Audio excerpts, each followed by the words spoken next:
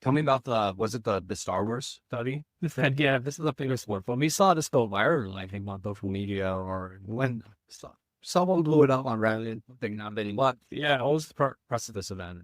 Yeah, so that was probably one of our most interesting studies. So kids with ADHD, most people are familiar with the attention problems that they have, but what we really wanted to understand was more about this hyperactivity component as well. So there's this hyperactivity where these kids overactive relative to their peers. They're in and out of their seat. They're running around the room. Um, and what we suspected is that for a long time people thought, hey, these kids are just always more active than kids who don't have ADHD.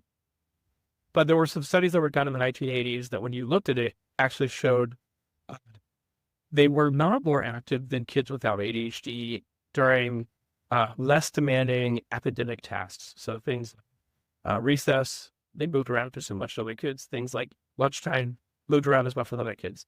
The only time you really saw that increase in activity was during academic activities like reading, writing, math.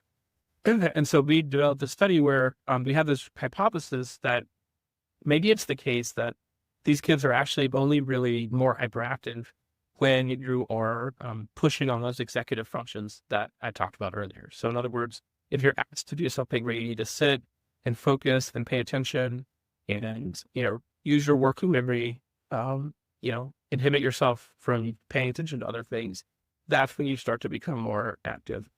And so we developed this study where basically we had kids with and without ADHD come into the lab, sit in a chair, that was like a spinny chair, and basically had two conditions. The first condition was watching the Star Wars movie Clint. And that's what he talked about. And then the second condition was basically watching a math video from a teacher, just going over basic math skills. And we basically just have the kids, hey, we want to sit in here and watch these for 10 minutes and we want to look at what happens with their activity level when you do those. And the videos that you're referring to that kind of went viral, it was really fascinating.